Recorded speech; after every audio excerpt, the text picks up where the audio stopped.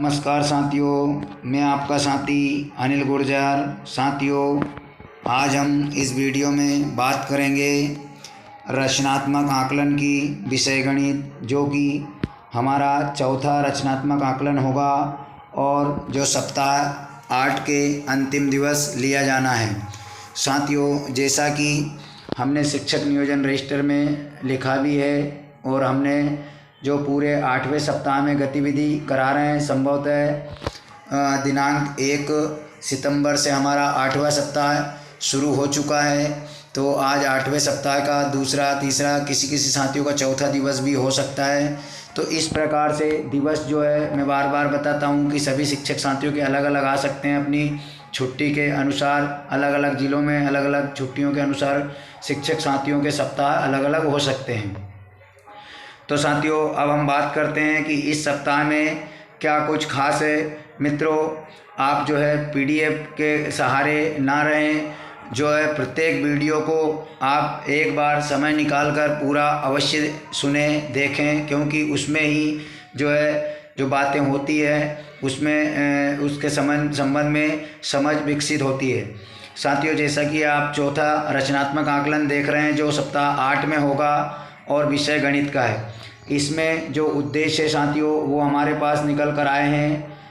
माप का महत्व, माप में भौतिक मात्रा, माप के उपकरण, लंबाई की तुलना, ऊंचाई की तुलना, लंबाई और ऊंचाई में अंतर और आकार की तुलना। इस प्रकार जो है 7 उद्देश्यों को लेकर इस रचनात्मक आकलन को लिया गया है। लेकिन इसमें जो खास है वह है उपकरणों से बच्चों की पहचान, माप के उपकरणों से बच्चों की पहचान और लंबाई, ऊंचाई और आकार, इन तीनों में समझ बच्चों में विकसित हो जाना इन उद्देश्यों को लेकर इस सप्ताह में खास था। तो साथियों, यहाँ पर आप देख रहे हैं कि हमने यहाँ पर जो है साप्ताहिक उद्देश्य लिख लिए हैं और यहाँ पर 7 उद्देश्य हमने यहाँ पर लिख लिए। ये उद्देश्य कहाँ मिलेंगे? तो साथियों, शिक्षक संदर्शिका में भी है और हमने पढ़ाया भी है कि किन किन उद्देश्यों पर हमने इस सप्ताह में काम किए हैं। और आपकी जो है पुस्तक जो आपको प्रशिक्षण के समय मिली थी, उसमें रोड मैप में भी आपको ये उद्देश्य मिल जाएंगे। तो इस प्रकार बच्चों के नाम लिख लें और बच्चों से आकलन के बाद में अगर बच्चा इन उद्देश्यों पर पूर्ण होता है तो वहाँ पर सही का निशान लगा दें, और अगर बच्चा थोड़ा पीछे रह जाता है तो क्रॉस का निशान लगा लें। बच्चों पर फिर काम करें, उन्हें फिर बताएं, फिर उनका आकलन लें, और अगर बच्चा कर पाता है तो उसे अपडेट करके पुनः सही करें। तो साथियों, अब हम देखते हैं कि क्या क्या है। जैसे माप का महत्व, इस पर हम किस प्रकार से बच्चों से आकलन कर सकते हैं। तो बच्चे से मौखिक रूप से प्रश्न पूछ सकते हैं कि हमारे जीवन में माप का क्या महत्व है। पर अलग अलग प्रकार से बच्चों से प्रश्न पूछा जा सकता है, बहुत ही सरल है। दूसरा, माप में भौतिक मात्रा।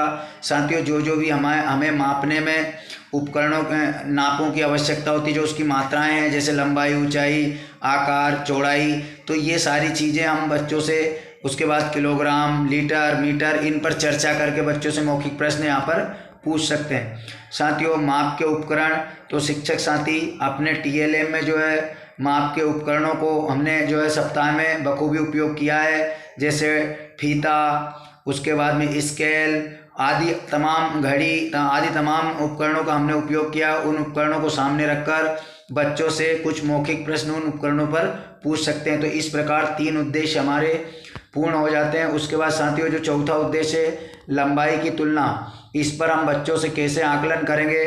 तो साथियों, बोर्ड पर हम इस प्रकार से कुछ अलग अलग आकार की लाइनें खींच देंगे या कुछ आकृतियां बना देंगे, लेकिन इनको साथियों आड़े भाग में बनाना है। खड़े में ऊंचाई हो जाती है, आड़े में लंबाई। तो साथियों, आड़े भाग में इस प्रकार की अलग अलग लंबाई, जैसे यहाँ पर लिखा है शिक्षक द्वारा बोर्ड पर, तो शिक्षक इस प्रकार क्रम में अलग अलग क्रम में अलग अलग लंबाई की आकृतियाँ बना देंगे और बच्चों से कहेंगे कि स्लेट पर इन्हें व्यवस्थित क्रमानुसार छोटे से बड़े की ओर क्रम में जमाए। तो बच्चे जो इधर आप देख रहे हैं, इस प्रकार से अगर बनाते हैं क्रम में, तो ये सब हम मानेंगे कि बच्चों को लंबाई की समझ है। इस प्रकार से साथियों, इसी प्रकार हम ऊंचाई की तुलना भी अलग अलग आकृति के शिक्षक साथी कुछ पेड़नुमा आकृति ब्लैक बोर्ड पर बना देंगे। उसके बाद में बच्चों से अपनी स्लेट में जैसा भी बच्चे बनाते हैं, जरूरी नहीं कि सुंदर ही आकृति बनाए। कक्षा 2 के बच्चे हैं, क्रम भी बता सकते हैं कि सर जो है इनका इस प्रकार क्रम है, उसमें भी हमें जो है मानना पड़ेगा। तो इस प्रकार आप जो है ऊंचाई की तुलना का यहाँ पर आकलन बच्चों का कर सकते हैं। इसी प्रकार साथियों आकार की तुलना के लिए, जैसे आकार में मात्रा जो होती है कि किसमें कौन सा सामान या कौन सा लिक्विड पदार्थ, जैसे पानी दूध वगैरह ज़्यादा उसमें आएगा, तो हम उस प्रकार के आकृतियाँ बना सकते हैं। जैसे यहाँ पर शिक्षक द्वारा बोर्ड पर कुछ अलग अलग आकृति के गिलास बनाए गए हैं और उनको अव्यवस्थित क्रम में रखा गया। फिर बच्चों से कहें कि आप जो है उन्हें व्यवस्थित क्रम में छोटे से बड़े या कम आकार से ज़्यादा आकार के क्रम में जमाइए। तो साथियों बच्चे जो है मौखिक रूप से भी उंगली रखकर बता सकते हैं कि इस प्रकार से ये छोटा है, फिर उससे बड़ा, इससे बड़ा, उससे बड़ा ये है। तो इस प्रकार भी हम उद्देश्य को पूर्ण मानेंगे। और जो है जैसा कि हमने प्रशिक्षण के समय देखा था कि अभिव्यक्ति के जो है तरीके बच्चों के कुछ भी हो सकते हैं। अगर बच्चा बनाकर बता पा रहा है तो बहुत अच्छी बात है, लेकिन अगर वो अन्य तरीक़ों से भी उस क्रम को बता पा रहा है तो हमें उसके उद्देश्य को पूर्ण करके मानना होगा। साथियों हमारा जो एक उद्देश्य था लंबाई और ऊंचाई में अंतर, तो शिक्षक जो है इस पर काम, इन जो उन्होंने पहले लंबाई की तुलना और ऊंचाई की तुलना की है उनमें से बच्चों से कुछ अंतर यहाँ पर पूछ सकते हैं कि आपको क्या अंतर दिखाई दे रहा है, इसमें क्या अंतर है। तो इस प्रकार के मौखिक प्रश्न यहाँ पर शिक्षक साथी लंबाई और ऊंचाई के अंतर में बनाकर उनका आकलन कर सकते हैं। तो साथियों ये था हमारा गणित विषय का सप्ताह 8 के अंतिम दिवस का चौथा रचनात्मक आकलन। साथियों रचनात्मक आकलन गणित विषय में चौथे सप्ताह से हमें 5वें सप्ताह से हमें लेना है। तो सप्ताह 5, 6, 7, 8 इस प्रकार हमारे 4 रचनात्मक आकलन हो चुके हैं।